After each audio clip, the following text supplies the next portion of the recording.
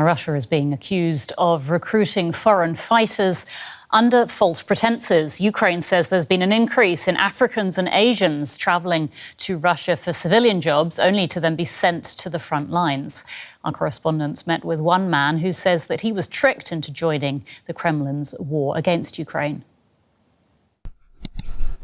For the Ukrainians who took him captive, Evan Kibet's story was unusual enough to post on the brigade's social channels.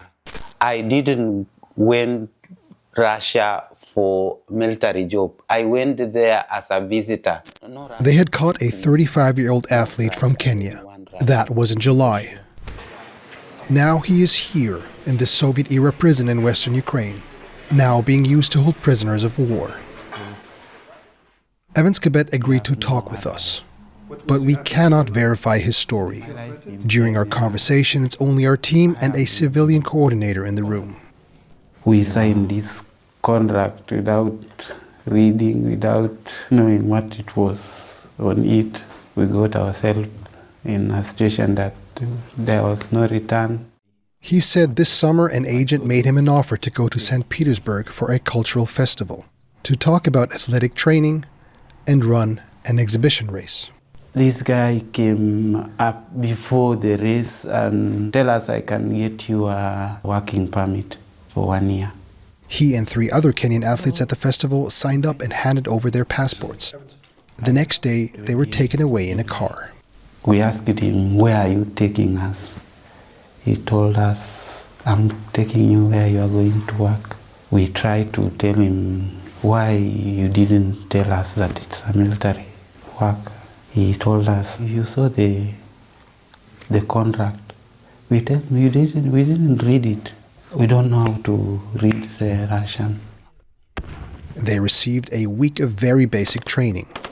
They show you, this is a gun. This is how you load the magazine. This is how you pull the trigger. The Ukrainian authorities have seen increasing numbers of foreigners fighting for Russia. They come from places including Cuba, Somalia, Sierra Leone, Egypt, China, and Nepal. Part of them were familiar that they will go to Russian army. Part of them were tricked by fraudsters, and part of them already was in Russian territory as students, legal workers or illegal workers, and they were promised that they will obtain Russian passports in exchange to the signing of these contracts. A world away, this Kenyan village near the city of Eldoret is where Evan Kibet grew up. The oldest of 7 siblings, he's the family's main breadwinner. My colleague Felix Maringa went to meet them. Evan's younger brother Isaac says he's sensitive and thoughtful. He always cry, be it happiness or sadness, he always cry. Instead of beating somebody, maybe he can decide to cry. And then after crying, he finds himself that he is released from such things. Evans planned to run in half marathons abroad, hoping prize money could support the family. Like Kenyan Olympic marathon gold medalist Eliud Kipchoge, says his mother. Kibet really wanted to run. And that's why he was trying to go for competitions abroad. And I knew that one day he would raise our standards of living. If he ran like Kipchoge, he would have rescued us from poverty the way Kipchoge has rescued his people. The family now know he is a POW and worry. When I eat with his siblings, I wonder whether he has eaten or if he isn't eating, and it gives me a lot of pain.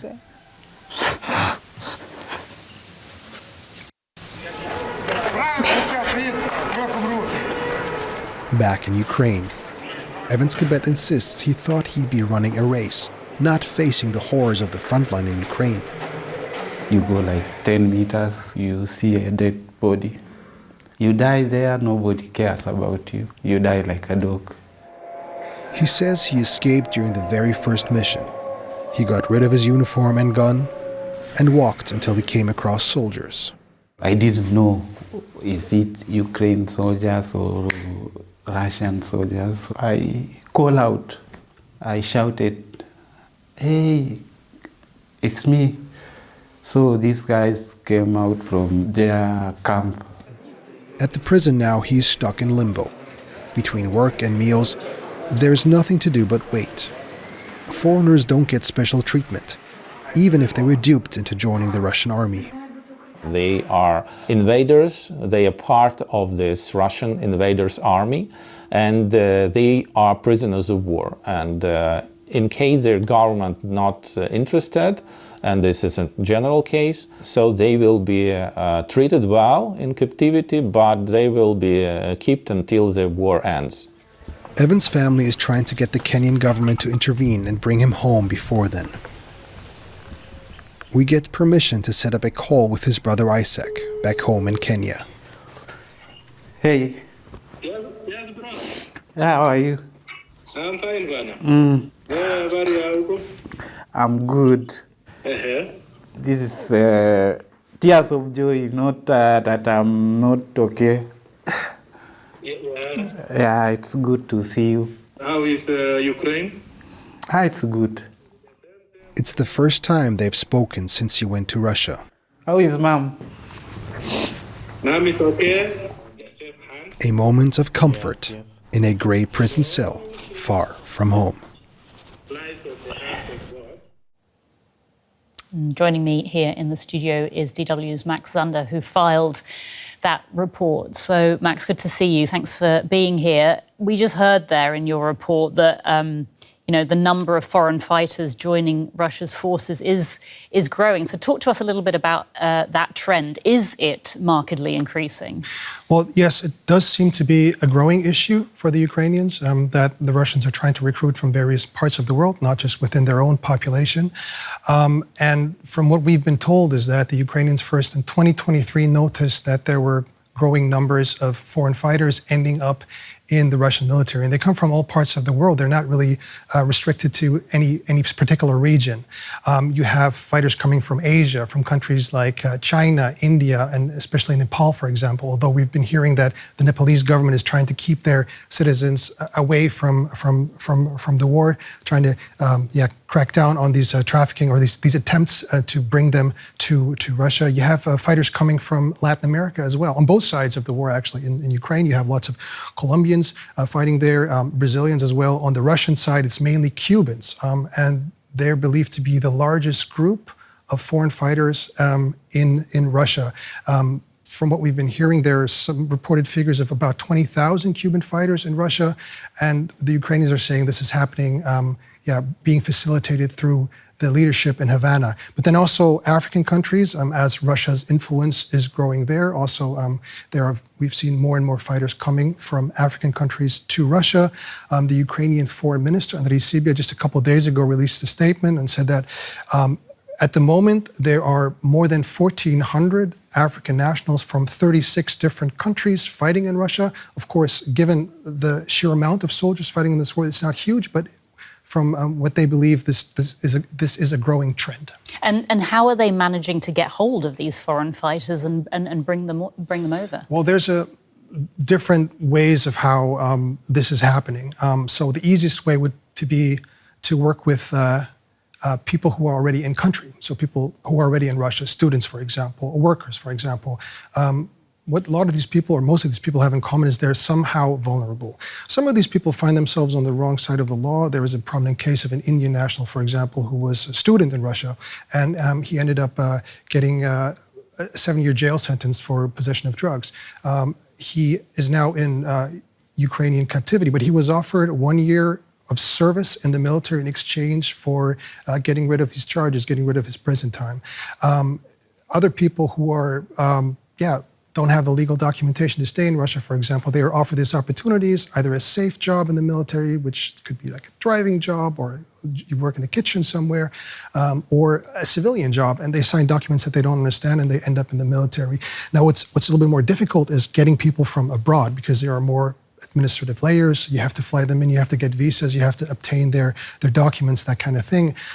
But this is also being done by networks, and for that, it's also an additional challenge is you have to find these people. You have to get access to certain communities, like the community of Evans, Quebec, like an athletic community where you offer them to participate in a race in Russia, and then you give them papers they don't understand, and they end up signing and end up in the Russian military. And then there is also very straightforward approaches, which also happens. We've seen this also, for example, in China on social media, on Chinese social media. Here, join the Russian army. You get a signing bonus of $7,500 US, I believe, and then people respond to this ad and end up in the military. So not everyone is being tricked, but a large number are. And then if we talk about your report and Evans, who ended up in a Ukrainian detention centre for prisoners of war, tell us more about what you saw there, how the detainees are treated there. Well, that was a quite interesting experience for me as a journalist. I expected this to be a lot more restrictive, but the way it played out actually does make sense, because the Ukrainians organize press trips on a regular basis. Like they have, this particular facility has groups of journalists come in every month. Now, we weren't part of a press trip, but what they showed us seemed they have a certain routine that they have when they bring in the journalists. They show you the dining hall where the prisoners eat. They take you to the kitchen. So they're trying to show you that they're not being mistreated. Exactly. They show you that they're abiding by the Geneva Conventions, and they're treating them they're treating them well. And that seemed to be the case, did it? And it did seem to be the case. But of course, once the prison gate closes behind you and you leave, they only show you what they want you to see. But I was surprised by the level of freedom that we had, that we could make requests of what to see. And then even when we were doing the interview with Evans Quebec, there was only a civilian coordinator in the room. And the only condition, so to say, is that we do everything in English. That also when he spoke to his brother over the phone, that they didn't talk in Swahili, but in English, so they could understand. Meanwhile, there were not any other security officers or anything like that in the room. So it did seem quite calm and routine, something that they do on a regular basis. All right. We're going to have to leave it there, but thank you so much, Max Zander, DW correspondent. But Goldman is Professor of Law at the American University in Washington, D.C. He's also Faculty Director of their War Crimes Research Office and Co-Director of the University's Center for Human Rights and Humanitarian Law. Welcome to DW. When foreign civilians are tricked into fighting for Russia, how does international law classify them? Are they competent? Do they qualify as prisoners of war when captured? Yeah, notwithstanding the fact that if the story is true, that they were duped into coming to Russia and that they were coerced into fighting on Russia's behalf, they essentially, if they're integrated into the armed forces of Russia, they're lawful targets, and upon capture, they get prisoner of war status. The fact that false pretenses is what is being alleged would not affect their combatant status and entitlement to prisoner of war. Let me just point out, it's fortunate that the Ukrainians are giving them prisoner of war status because even though they have a right, the Ukrainians, to hold them until the end of hostilities, they can perfectly be released in accordance with international humanitarian law before the end of those hostilities. Right. So if the reports are accurate, do Russia's recruitment tactics, is luring people with fake job or study offers and then forcing them into combat? I mean, is that legal? Does that meet the definition of human trafficking or forced labour? Well, I think there's a very reasonable case that could be made that this would fall within the definition of the UN protocol on human trafficking, and perhaps within the remit of the United Nations Special Rapporteur on trafficking in persons, because effectively they have been lured, if this is true, what is being said, where they were told that they were going to be doing one thing, but really the actual motive was to force them into a position of involuntary servitude. So what about? So yes, I think there is a case that there's a case to be made, right? And I wonder, and it should be explored. I wonder about the obligations, moral or legal or otherwise, of their home countries. I mean, we've seen cases like this before. And I do recall India and the Prime Minister Modi had a lot to say when Indian nationals were being effectively press-ganged like this. And I wonder if the governments have any obligation to help repatriate citizens captured in these circumstances. Well, under general international law, states can't be compelled to exercise what we call diplomatic protection on behalf of their citizens. Ordinarily, they would undertake to do something like that.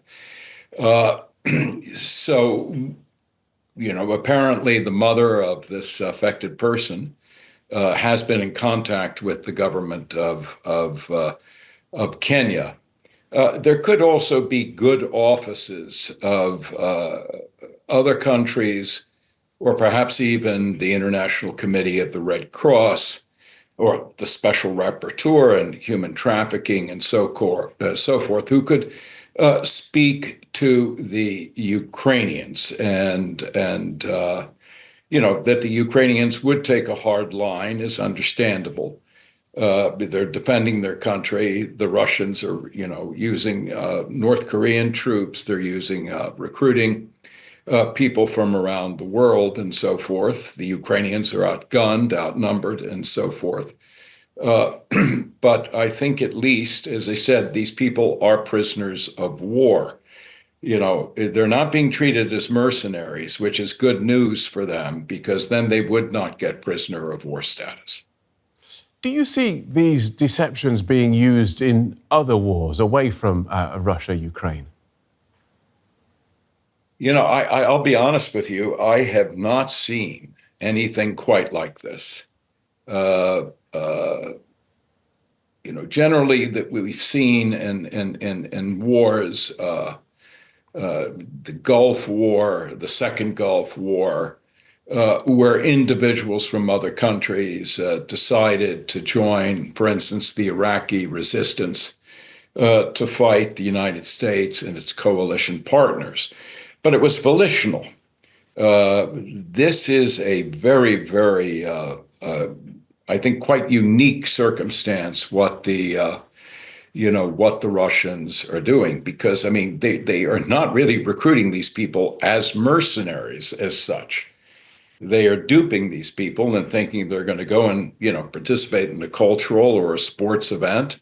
And then they are basically coerced into joining the armed forces of Russia. And they become lawful targets. And as I said, these people are fortunate that, they weren't cannon fodder, that they were captured, and the Ukrainians are giving them prisoner of war status. So they're not being held as criminals, and they're not being held as mercenaries. And there is hope that with appropriate intervention and so forth, primarily by the government of their nationality, that they could seek their release.